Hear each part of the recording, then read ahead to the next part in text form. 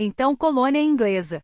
Penn foi para ali e fundou uma colônia modelo, fazendo aliança com os índios, aliança essa que nunca foi desonrada, e assim ganhou o respeito dos indígenas.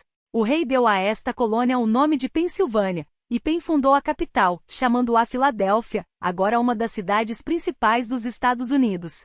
Os Quakers foram muito perseguidos em outras colônias inglesas pelos puritanos, homens que fugiram da perseguição dos prelados da Inglaterra. Os Quakers mais tarde, quando veio a liberdade na Inglaterra, foram conhecidos pela sua filantropia, e depois trabalharam na Inglaterra e nos Estados Unidos pela abolição da escravatura.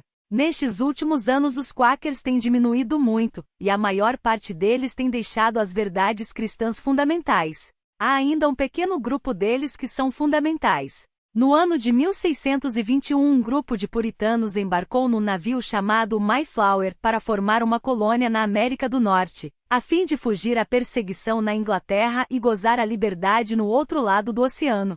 Sofreram muitas aflições, doenças, privações, morticínios pelos índios, mas perseveraram, e aumentaram pela imigração da Inglaterra durante 60 anos. E as colônias americanas foram bem povoadas, formando a base da república agora tão poderosa, chamada os Estados Unidos.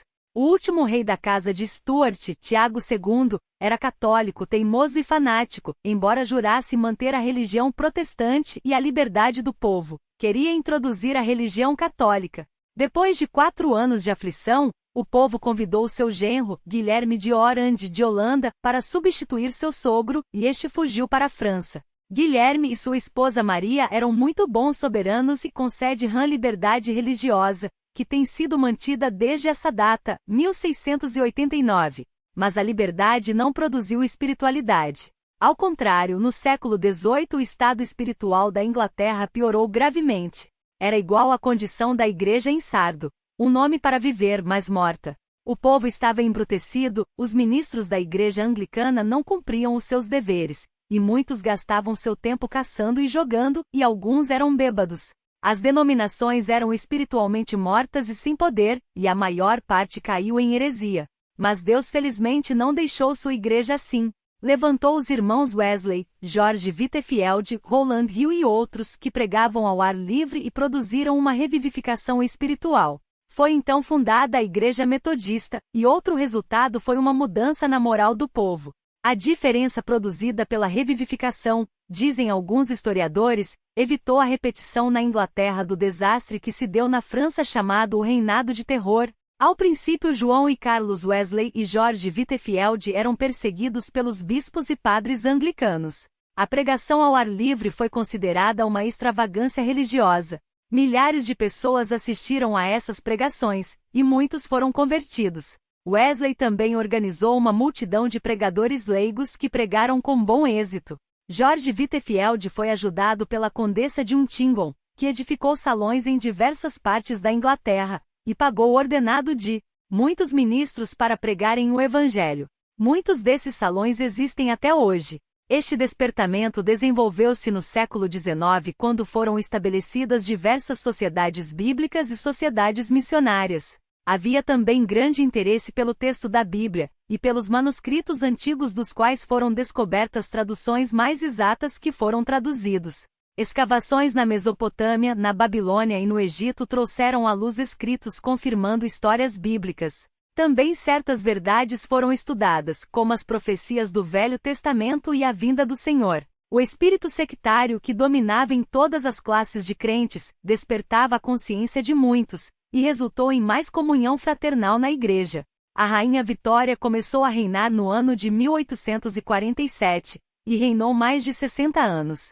Sendo cristã e com ideias elevadas, ela fez uma limpeza na corte, e elevou o nível social e público, começando com os ministros de Estado até a administração da justiça.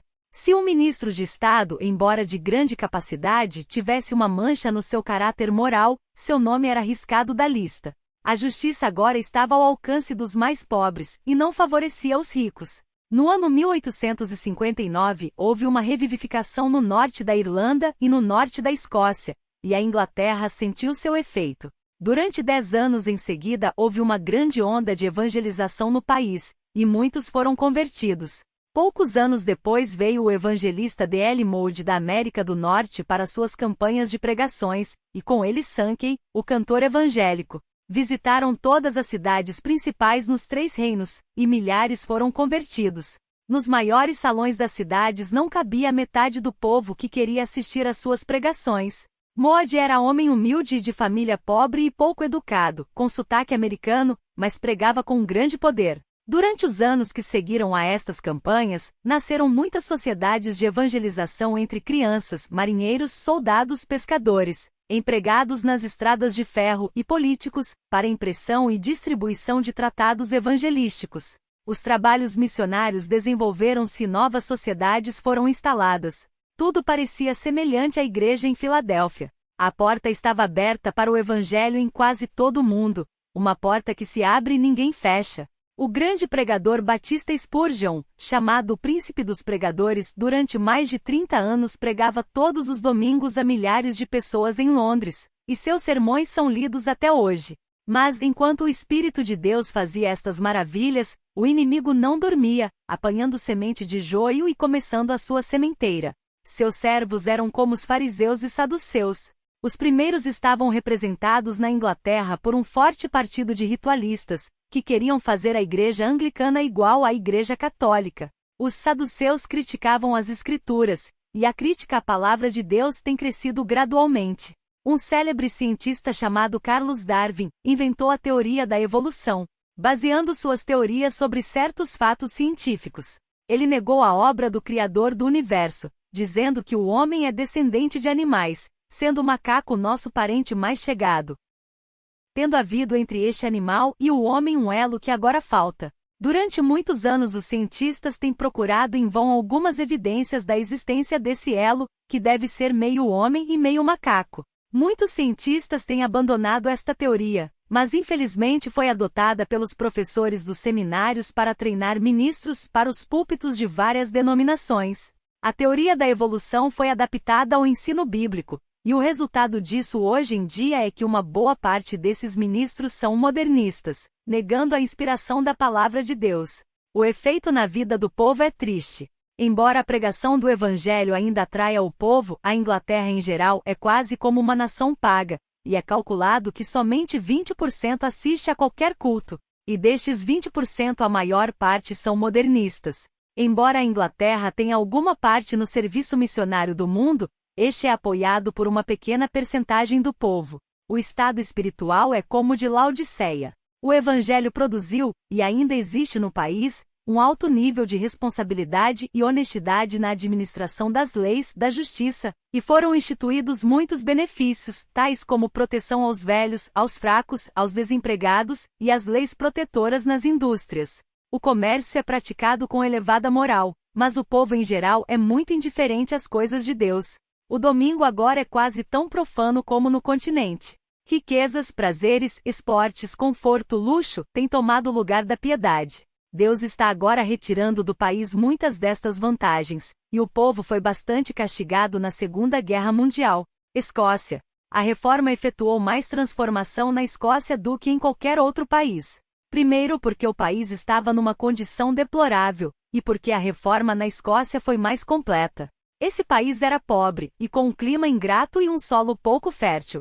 No norte o povo era quase selvagem. É montanhoso e os habitantes, chamados Iglanders, eram divididos em tribos chamadas clãs, e eram muito fiéis à tribo e ao seu chefe. Havia constantes brigas com outras tribos, e travavam batalhas até a morte com seus inimigos.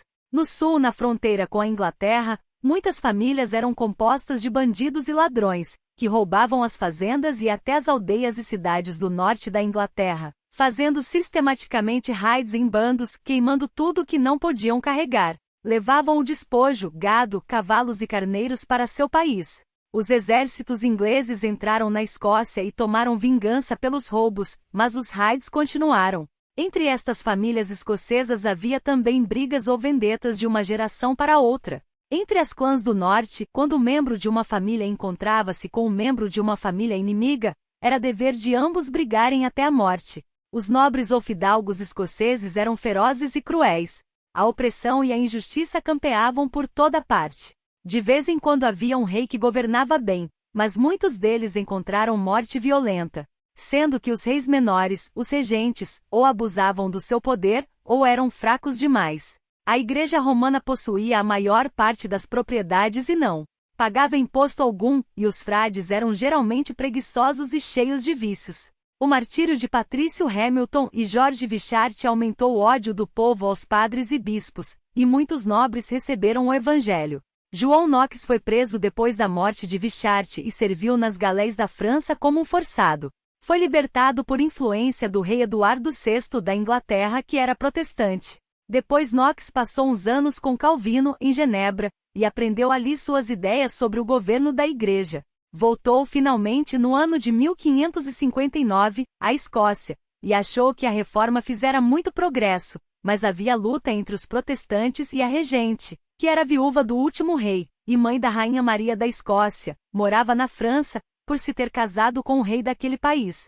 A rainha-mãe era da família de Guise francesa e uma católica fanática. Ela determinou acabar com a reforma por todos os meios ao seu alcance. Convidou um exército francês para exterminar a reforma, porque os protestantes estavam destruindo os ídolos nas igrejas, acompanhados por fidalgos armados com seus soldados.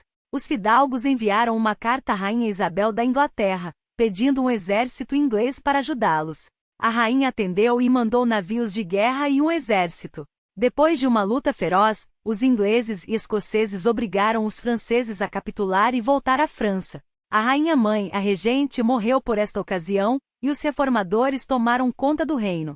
Foi convocada a primeira Assembleia Geral da Escócia. Nesta Assembleia ficou resolvido formar-se a Igreja Nacional Reformada da Escócia. Não reconheceram o soberano, como na Inglaterra, como cabeça da Igreja, mas a Igreja da Escócia tomou uma forma presbiteriana. Ficou resolvido acabar de vez com tudo que era da Inglaterra romana na nova forma da Igreja da Escócia, e as doutrinas eram aproximadas às de Calvino. Resolveram que toda paróquia devia possuir uma escola e um ministro, e a Bíblia estaria aberta a todos. No princípio havia dificuldades por falta de ministros instruídos, e muitas aldeias tinham de ficar contentes com o estudante. Superintendentes viajavam de um lugar para outro fiscalizando o progresso do serviço religioso. Durante a primeira geração houve queixas contra ministros ou seminaristas porque, às vezes, frades ou padres da Igreja Católica prestavam esse serviço. Na Assembleia ficou resolvido apropriar-se a nação de todas as propriedades e riquezas da Igreja Romana, formando um fundo eclesiástico para pagar o ordenado dos ministros superintendentes, seminaristas, professores de escolas e despesas das escolas, e também para sustentar frades e freiras enxotados dos conventos que eram velhos demais para ganhar a vida. Infelizmente, alguns dos fidalgos roubaram as propriedades eclesiásticas, e toda a riqueza não foi para o fundo da nova igreja. Foi instituído na Escócia um sistema de educação gratuita para crianças de ambos os sexos, isto séculos antes de outros países protestantes adotarem essa medida, e a educação da Escócia durante séculos foi a mais adiantada do mundo. A Rainha Maria da Escócia voltou no ano de 1561. Era viúva porque o rei da França, seu marido, morrera. Maria fora enviada à França menina, e educada ali na corte mais corrupta da Europa. Ela queria que os escoceses voltassem à religião católica, mas era tarde demais. Na face da terra não existia um povo que mais odiasse a Igreja Romana do que os escoceses. A rainha era hábil, sutil e sem escrúpulo. Casou de novo e seu único filho, Tiago, tornou-se depois rei da Inglaterra e da Escócia, unindo assim os dois reinos. Felizmente a mãe não criou seu próprio filho, sendo ele entregue a um fidalgo chamado Mar, para ser educado como protestante. Maria foi cúmplice no assassínio do seu segundo marido e logo depois casou-se com um homem que foi culpado deste crime. Os escoceses então pegaram em armas e avançaram contra a rainha e seu novo marido. Ambos foram obrigados a fugir, mas em direções diferentes. O marido fugiu para a Dinamarca, e a rainha para a Inglaterra, entregando-se à sua prima Isabel. Durante os 19 anos de sua estada na Inglaterra, ela conspirou constantemente contra a rainha, e finalmente os ministros do Estado aconselharam a sua execução, e ela foi degolada. Seu filho Tiago fora declarado o rei da Escócia quando sua mãe fugira. Quando Isabel morreu, Tiago foi declarado o rei da Inglaterra, Escócia e Irlanda. Quando Tiago chegou à Inglaterra, gostou muito do sistema episcopal porque ele mesmo era a cabeça e assim podia apontar bispos obedientes. Queria introduzir o mesmo sistema na Escócia, mas era impossível. Seu filho Carlos I, homem muito mais teimoso e menos sábio, mandou que a liturgia anglicana fosse lida na igreja de St. Giles em Edimburgo, capital da Escócia. Nessa ocasião, uma mulher lançou uma cadeira à cabeça do padre, e este foi obrigado a fugir da ira dos escoceses, e nunca mais voltou. O rei então invadiu a Escócia com um exército, mas encontrando um exército mais poderoso na fronteira, ficou numa posição muito crítica para discutir o assunto, e voltou desistindo do intento. Os ingleses ficaram muito satisfeitos também porque odiavam o arcebispo Laud, que aconselhou ao rei tal coisa. Finalmente este prelado foi executado. Querendo Carlos I atentar contra a liberdade do povo inglês, rebentou a Guerra Civil, que terminou com a execução do rei. Infelizmente os escoceses convidaram seu filho, que professou ser presbiteriano, para governar a Escócia. Um convite de que mais tarde o povo teve muita razão para se arrepender. O protetor da Inglaterra, Oliver Cromwell, invadiu a Escócia e venceu seus exércitos obrigando o príncipe Carlos a fugir. Oliver Cromwell mandou seus generais para governar a Escócia, e foram 10 anos de governo justo de paz e liberdade. Eis o testemunho do historiador desse tempo, de 1650 a 1660. Eu creio verdadeiramente que houve mais almas convertidas a Cristo durante este período, do que durante qualquer outro tempo desde a Reforma, mesmo sendo um período 3 vezes maior. Toda paróquia tinha um ministro, toda aldeia uma escola, e quase toda família possuía uma Bíblia, e na maior parte do país, todas as crianças de idade escolar sabiam ler. Este testemunho foi escrito um século depois da Reforma. Não havia no mundo país mais adiantado no século XVII nem no século XVIII. Mas a liberdade religiosa teve pouca duração. No ano de 1660 o príncipe Carlos voltou, e foi declarado o rei com o nome de Carlos II, de duas faces dizem os escoceses. Carlos mostrou sua ingratidão aos escoceses, que tinham vertido seu sangue para mantê-lo no trono. Fez leis severas contra os presbiterianos. Quase todos os pastores foram enxotados e homens ignorantes, e às vezes, sem caráter, preencheram seus lugares. A lei exigia que todos os membros assistissem nos domingos aos serviços na igreja, e os novos padres mandavam a lista dos ausentes para as autoridades. A pena de ausência era prisão ou multa.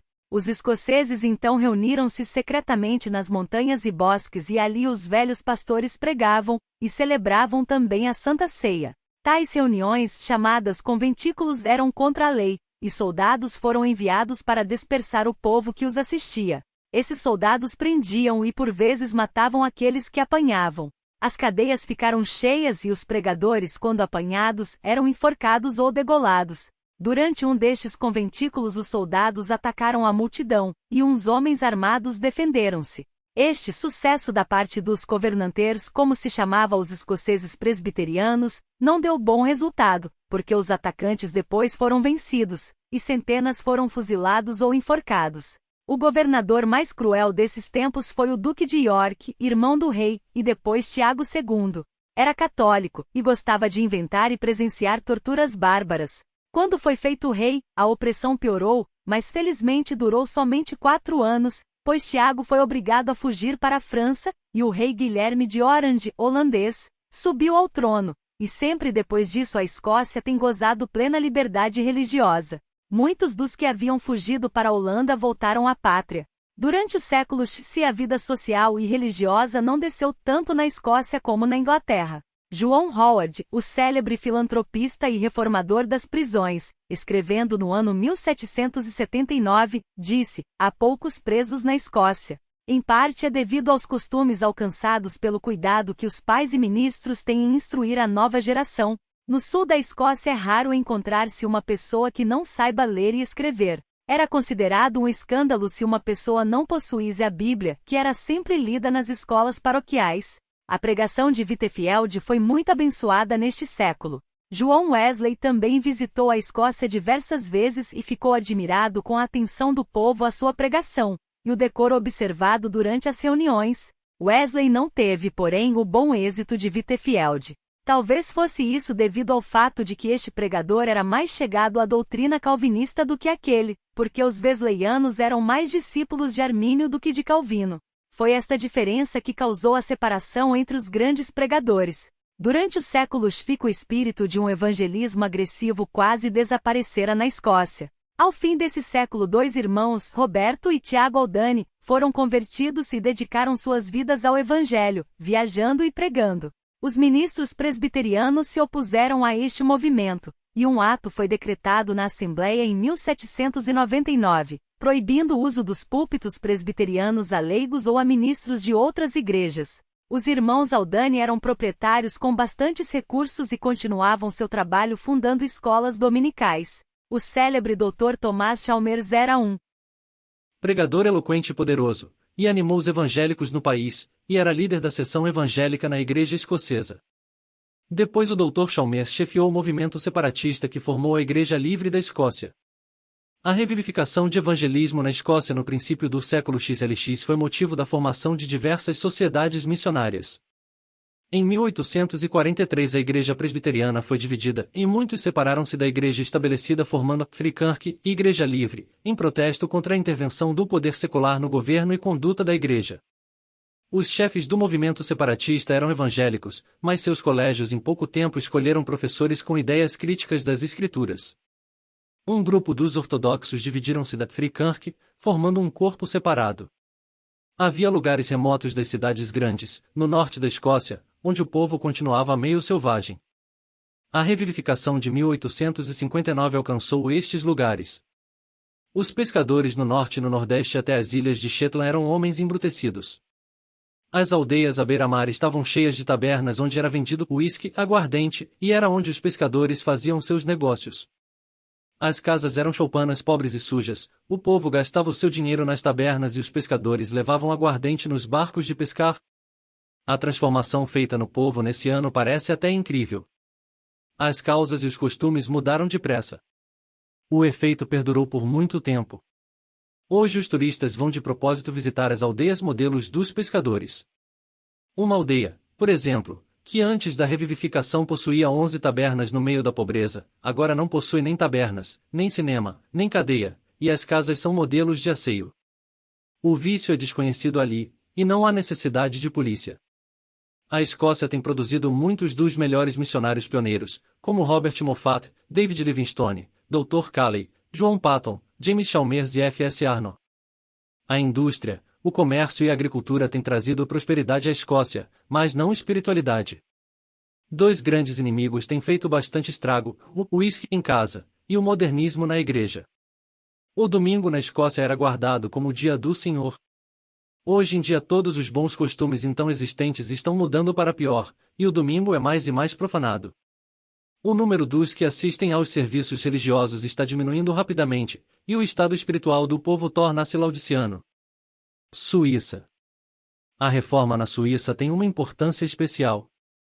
Zwinglio foi um dos primeiros reformadores a pregar o Evangelho, mas quem influía no caráter da reforma na Europa mais do que ele foi João Calvino. A Suíça era uma república, constituída de estados, chamados cantões, cada um com governo independente, mais livre ainda do que os estados do Brasil ou dos da América do Norte. Sendo uma democracia, o governo da Igreja tomou forma democrática também. Na Inglaterra ou nos países que adotaram a forma luterana, a Igreja era episcopal, ou governada por bispos. Esta forma era uma adaptação do sistema romanista. Os bispos eram a aristocracia da Igreja, e governavam os sacerdotes e o povo. Zwinglio adotou o sistema presbiteriano, que foi mais tarde desenvolvido por Calvino, e copiado na França, Holanda, Escócia, e no Palatinado, a 2 estados de Alemanha. Os ministros e um número de presbíteros escolhidos pelo povo governavam a Igreja.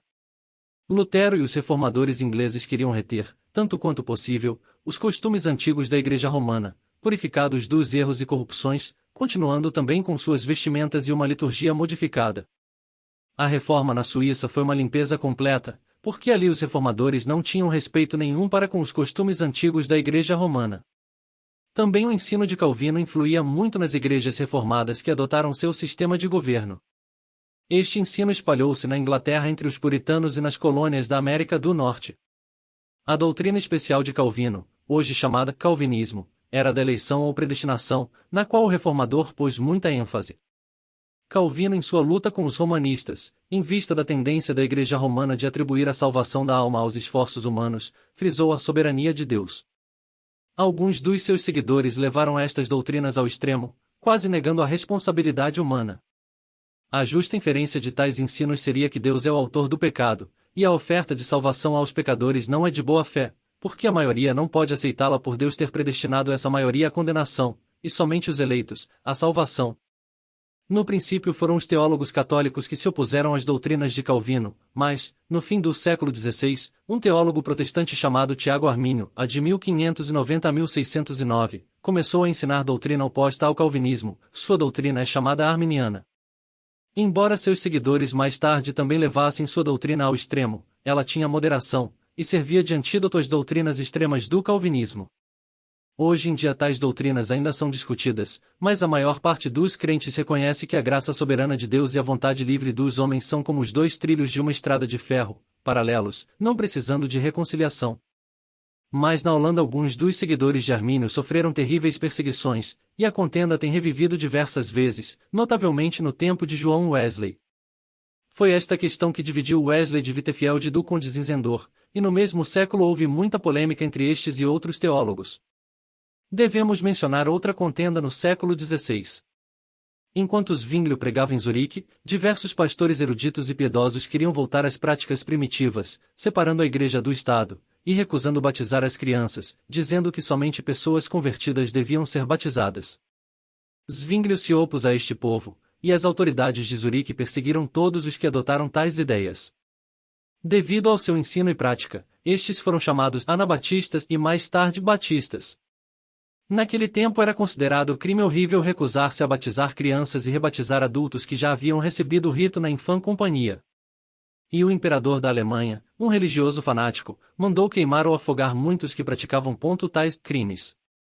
E na própria Zurique protestante, os chefes batistas, homens eruditos e piedosos recebiam muitas vezes como castigo da sua pregação o afogamento.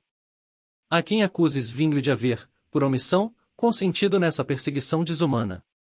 A verdade é que ele não empregou sua grande influência para impedir castigos tão injustos como os usados pela Igreja Romana. Muitos anabatistas foram expulsos da Suíça.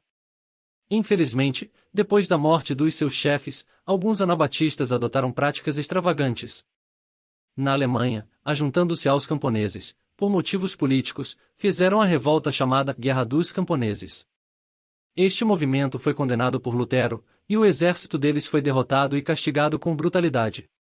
Outros anabatistas numa cidade chamada Münster, enxotaram todos os cidadãos que não aceitaram suas ideias, proclamaram João Leiden seu prefeito e praticaram crueldades e até poligamia. Nesse tempo, a cidade de Leis foi tomada pelo exército do bispo. Estas extravagâncias deixaram um estigma em todo o movimento. De tudo isso, se vê que as atrocidades cometidas pela Inquisição da Igreja Romana durante séculos influíram em alguns que saíram do catolicismo para ingressarem na Reforma, pois muitas vezes se tratava de convencidos, que apenas mudavam de religião, e não de verdadeiramente convertidos ao Evangelho, ou nascidos de novo. Um homem chamado Meno Simonis, no ano de 1537, ajuntou-se a esse grupo fanatizado, e a sua piedade e moderação impediram que eles praticassem excessos. Meno morava na Holanda, mas devido a uma forte perseguição foi obrigado a fugir para Fresenburgo, em Holstein, onde o conde Alefel o protegeu, com muitos dos seus seguidores, que eram chamados menonitas. Alguns se recusaram a tomar armas e participar nas guerras, ou jurar nos tribunais de justiça. Muitos deles viviam no norte da Alemanha, e no século XVIII uma colônia de menonitas mudou-se para a Rússia, convidada pela imperatriz Catarina, que prometeu-lhes isenção do serviço militar. Ainda hoje seus descendentes vivem ali. No tempo da Reforma, os anabatistas não queriam tomar parte na política nem no governo do país, dizendo que a Igreja é um corpo separado do mundo, do Estado e da política. Mas Lutero, Zwinglio, Calvino, Knox e outros reformadores ligaram a Igreja ao Estado. No sistema episcopal, o Estado dominava a Igreja, e no sistema presbiteriano, as autoridades da Igreja é que dominavam o Estado. Deve-se admitir que a influência pessoal destes mencionados reformadores fosse boa, porque aconselharam reformas nas leis e melhor constituição do país, mas a aliança da Igreja e o Estado tem introduzido muitos males na Igreja. João Calvino cria na necessidade do novo nascimento, mas tratou a todos os cidadãos de Genebra como membros da Igreja e sujeitos à sua disciplina. Pessoas sem piedade nem santidade foram obrigadas a conformar-se com as regras estreitas da Igreja calvinista.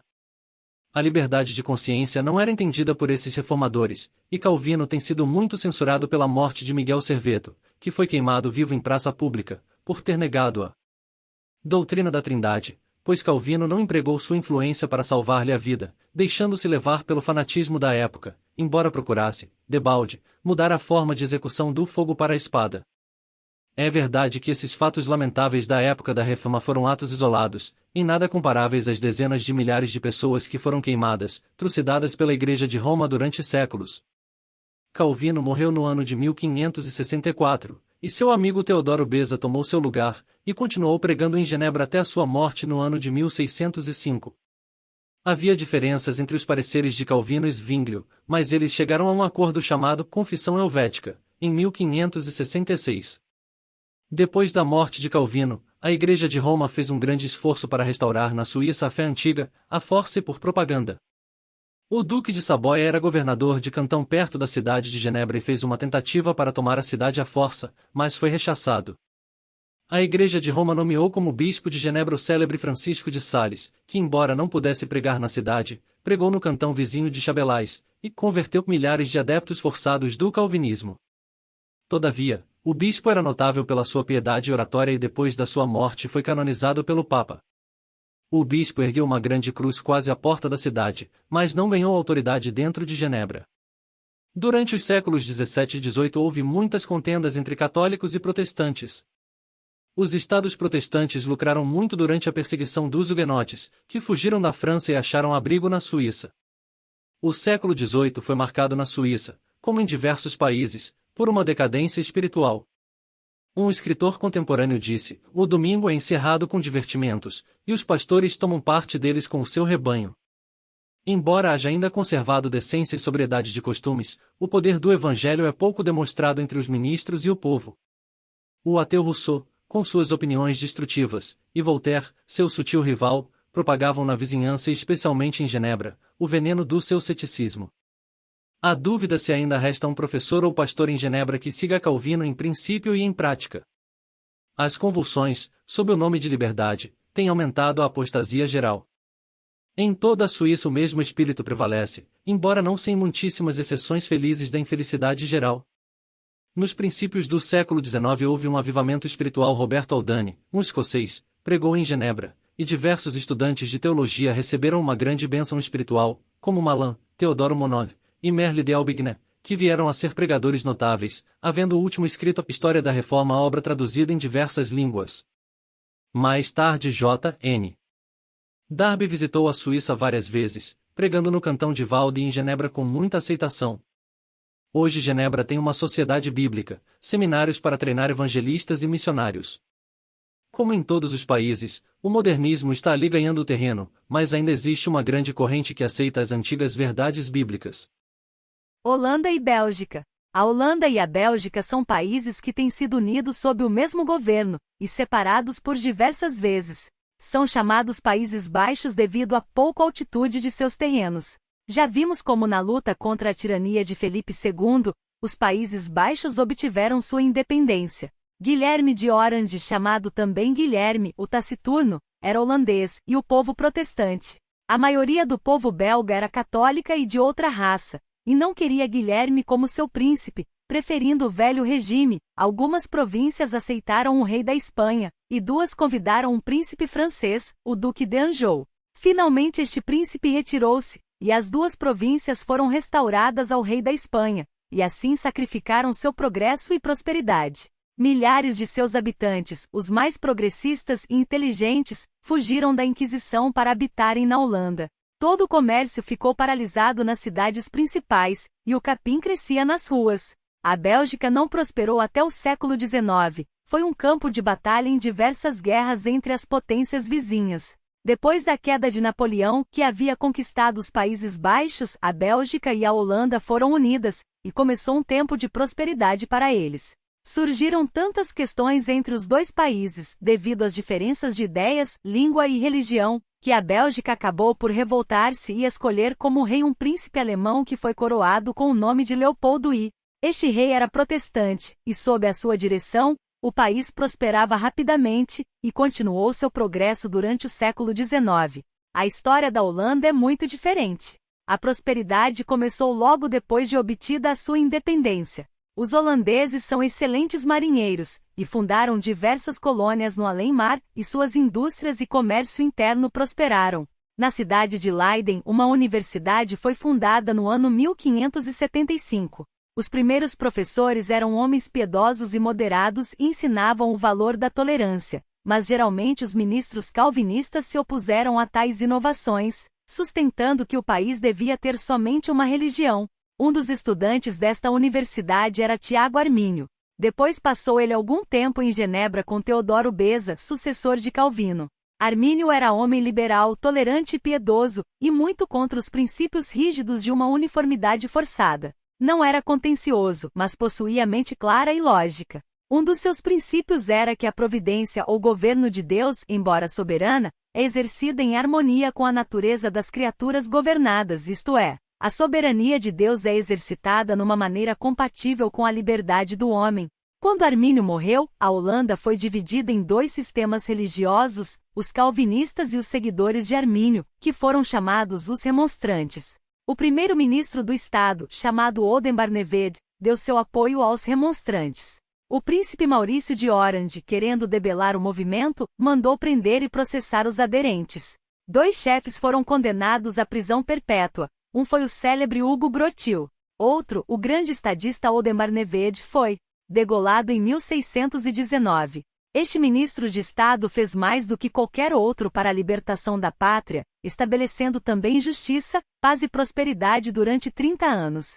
Grotius era doutor em Direito pela Universidade de Leiden, e um dos homens mais eruditos na Europa. Depois de muitos anos na prisão, pelo auxílio da sua esposa, Grotius escapou da fortaleza onde estava preso. A julgar por estes fatos, podemos entender que a liberdade de consciência e a tolerância não eram ali apreciadas nos séculos XVI e XVII. Embora a Holanda tenha sofrido com guerras, a igreja ali tem gozado liberdade e tranquilidade, mas, como as demais igrejas protestantes nacionais, seu estado durante os séculos XVIII e XIX era semelhante ao da igreja de Sardo, descrita no Apocalipse. Atualmente, 1941, o país está sofrendo sob a tirania dura de Hitler. A boa rainha junto com o governo fugiu para a Inglaterra, onde aguarda o dia de voltar à sua pátria, isto é, quando o país for liberto dos seus opressores. Itália. Dos séculos XV a XIX, a Itália esteve dividida em diversos estados, ducados, repúblicas e reinos.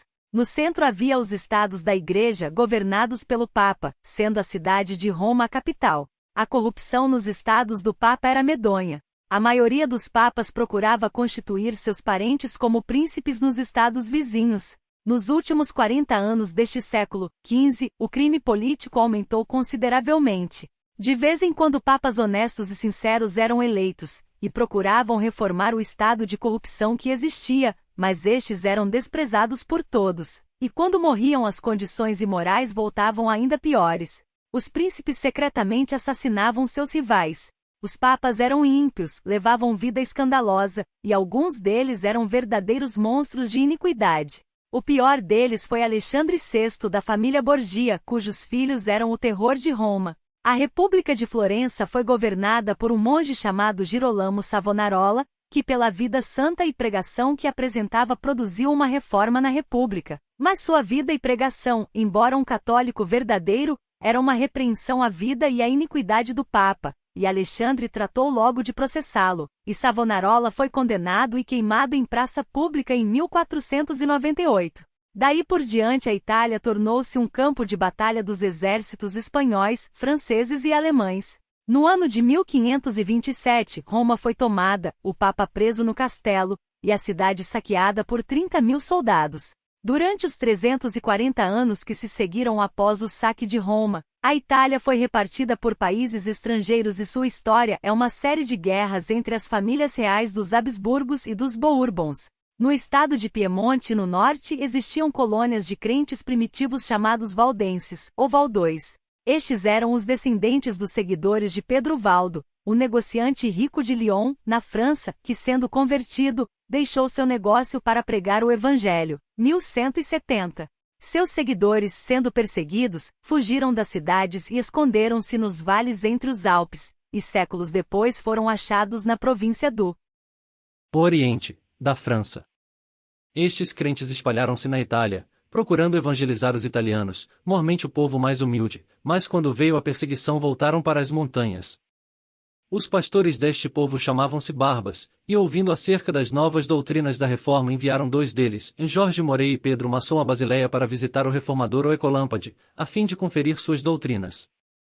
Achavam que havia muito em comum entre os valdenses e os reformadores, embora existissem também certas diferenças. Depois, o pregador Guilherme Farey foi convidado a assistir a uma conferência com os representantes dos valdenses. A esta conferência assistiram anciões das igrejas da Itália, não somente do norte, mas também do sul, e crentes da França, Alemanha e Boêmia. Entre eles havia alguns nobres da Itália, que tomaram parte na discussão. Farey era o pregador principal, ele era um homem eloquente e espiritual. Nessa reunião, ficou resolvido fazer uma melhor tradução da Bíblia na língua francesa. Esta obra foi feita por um crente francês chamado Olivetta. A Igreja de Roma fez muitas tentativas de apagar a voz do Evangelho, perseguindo os crentes e mandando exércitos para exterminá-los, mas essa luz nunca foi completamente apagada. O povo protestante da Inglaterra tem mostrado seu interesse e simpatia para com os valdenses desde o tempo do protetor Oliver Cromwell. Havendo no ano 1650 uma grande perseguição, o protetor interessou-se em favor do povo perseguido, de tal modo que seus inimigos foram obrigados a desistir da perseguição. O poeta Milton descreveu num poema os sofrimentos dos valdenses durante esse tempo, e uma grande coleta foi levantada no país para ajudá-los, e o dinheiro enviado aos que tanto sofriam. No reinado da Rainha Ana da Inglaterra, um subsídio foi mandado pelo governo britânico para ajudar os pastores valdenses, e continuou até o tempo de Napoleão. No ano de 1823 um ministro anglicano visitou os vales de Piemonte e escreveu um livro contando sua experiência entre os valdenses. O livro foi lido por um coronel do exército inglês chamado Beckett. Este, não tendo mais serviço no exército, resolveu dedicar o resto da sua vida em promover o bem-estar da igreja valdense. Durante 35 anos, Beckett trabalhou entre esse povo, estabelecendo 120 escolas. Ele edificou uma igreja em Turim, capital de Piemonte, no ano de 1849. Uma missão inglesa ainda funciona nessa zona. O domínio francês, no tempo de Napoleão, trouxe mais liberdade à Itália, mas não trouxe mais luz evangélica. Durante 50 anos depois da queda de Napoleão, a história da Itália era uma luta entre a tirania dos governadores austríacos no norte, do Papa no centro, e dos reis de Nápoles, a da família dos Bourbons, no sul. Tirania, corrupção e opressão reinavam em toda a parte. Os homens que faziam qualquer propaganda em favor da liberdade eram metidos em prisões, sem processo, ou foram mortos.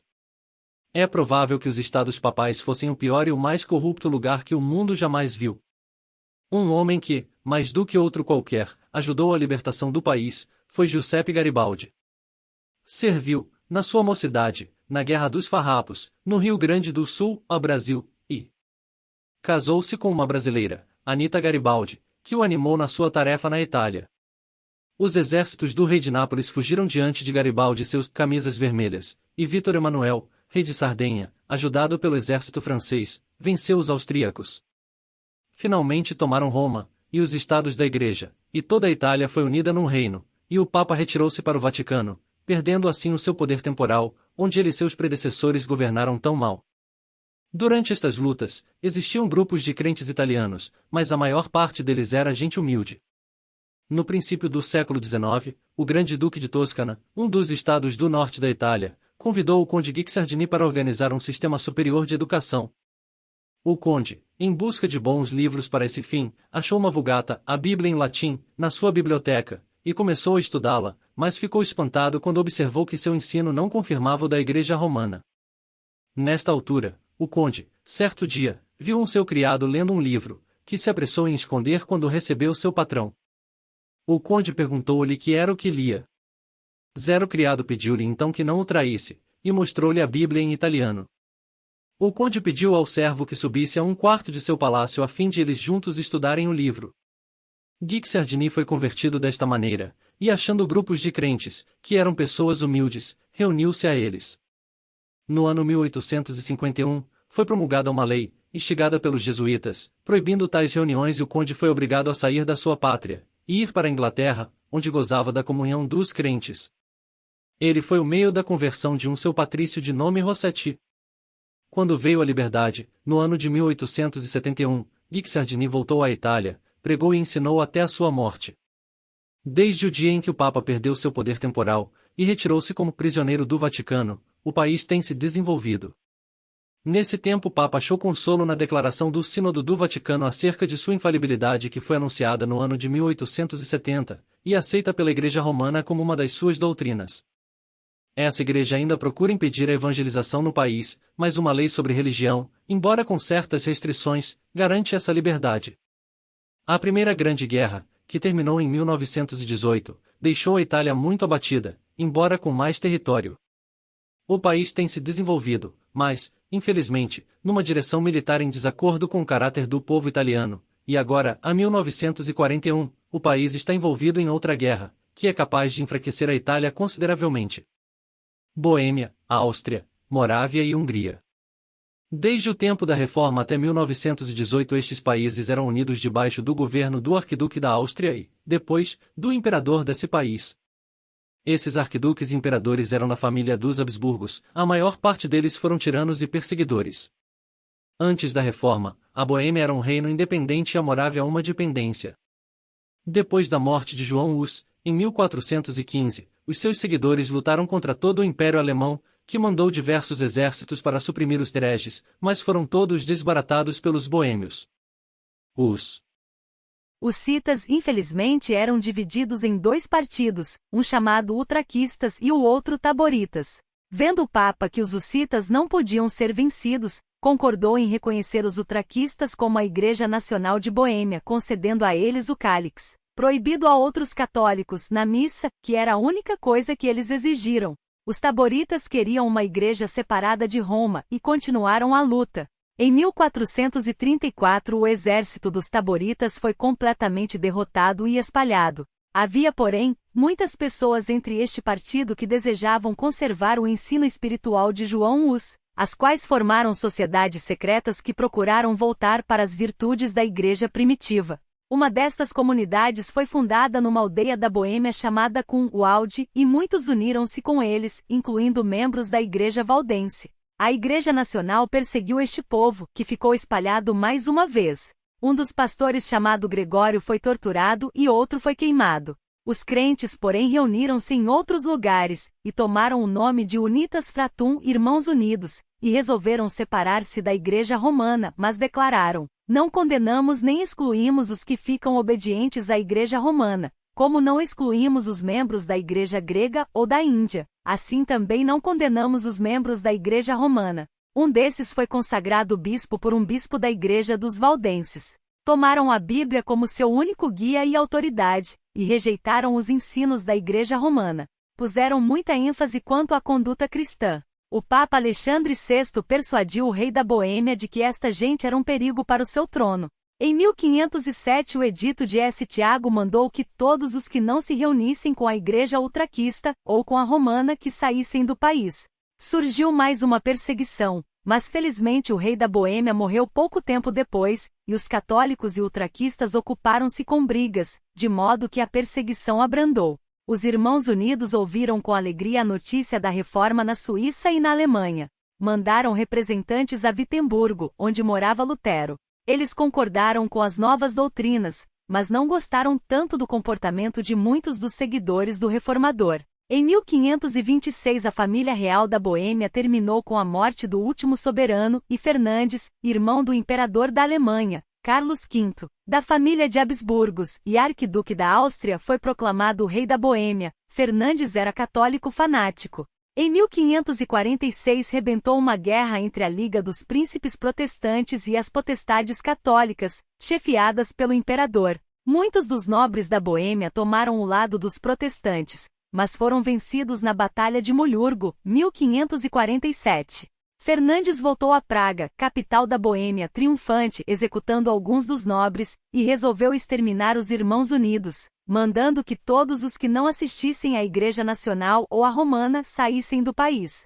Milhares deixaram sua pátria, achando refúgio na Alemanha e alguns na Polônia. Em 1556 Fernandes foi eleito imperador da Alemanha, e deixou o trono da Boêmia com seu filho Maximiano, o qual deu licença para os Irmãos Unidos voltarem. Durante os anos que se seguiram, a Bíblia, chamada Bíblia Kralitz, foi traduzida na língua tcheca, a língua falada na Boêmia. Quando o imperador precisava de dinheiro para sua campanha contra os turcos, a Dieta da Boêmia exigiu, antes de fornecer o necessário dinheiro, que o edito de Estiago fosse anulado e que a liberdade religiosa fosse garantida. A necessidade sendo urgente, um decreto chamado a Carta Boêmia foi assinado concedendo essa liberdade. Em 1616 Fernandes II foi eleito rei da Boêmia. Estava inteiramente debaixo da influência dos jesuítas. Embora jurasse observar a carta, começou logo a violá-la.